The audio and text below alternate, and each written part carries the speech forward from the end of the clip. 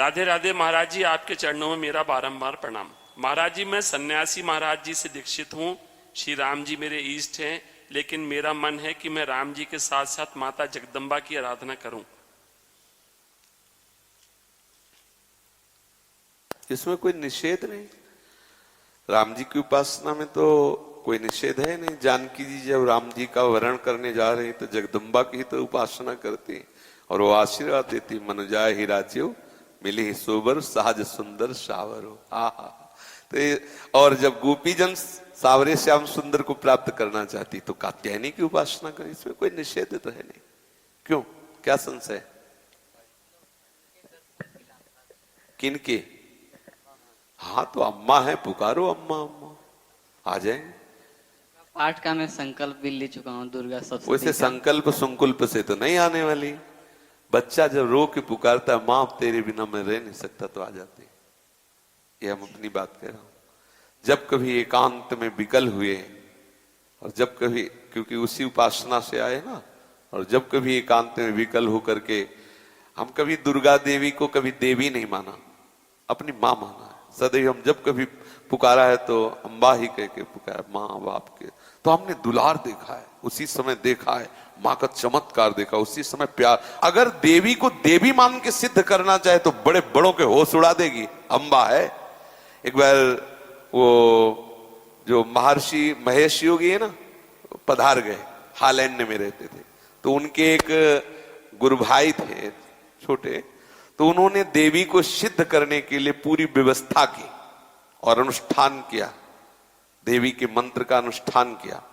मंत्र का अनुष्ठान पूर्ण होने के पहले परीक्षा होती है। तो एक एकांत पूरा महल, उसमें हर व्यवस्था उनकी थी।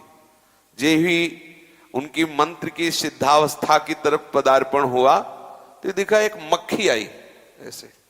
एक देवी का नाम भ्रामरी है, और ऐसे तो एकदम दृष्टि बदली। जब मक्खी की तरफ दृष्टि गई तो देखा एक नव किशोरी सुंदरी मुस्कुरा रही। बस विचलित हो गया, अंदर वो भाव नहीं रह गया मां का। पागल हो गए, दिमाग खराब हो गया। देवी को कोई सिद्ध करना चाहे, जैसे हनुमान जी है, आप सियाराम की भक्ति चाहो, वो आपके बिल्कुल प्यार। अगर सोचे कोई हनुमान जी को सिद्ध कर ले तो निश्चित सब, हमने मतलब ये सब बातें देखी है, भ्रमण किए ना, तब सब ये देखा है। आप सियाराम का प्रेम चाहो तो हनुमान जी तुम्हारे बिल्कुल दाहिने खड़े हैं। और अगर हनुमान जी को सिद्ध करना चाहो तो तुम्हारे होश उड़ जाएंगे, नाना याद आ जाएंगे, पक्का बात है। तो ऐसे ही देवी के दर्शन की लालसा हो और देवी को वात्सल्य भाव से पुकारा जाए, क्योंकि जगदम्बा है ना। निश्चित हमने ऐसे एक नहीं सैकड़ों बार ऐसे देखा है कि मां बिल्कुल साक्षात विराजमान है और एकदम बिगड़ी बात को एक मिनट में संभाल दिया, ऐसा। तो अब हमें अभी परसों चिंतन हो रहा था कि देखो अपने अंशी के समीप भेज दिया। ये जितनी देवी शक्तियां हैं ये सब हमारी लाडली जी के अंश हैं। लाडली जी सबकी अंशी है, रोज प्रमाण देखो मिल रहा है। तो अपनी अंशी श्री जी के चरणों में भेज दिया।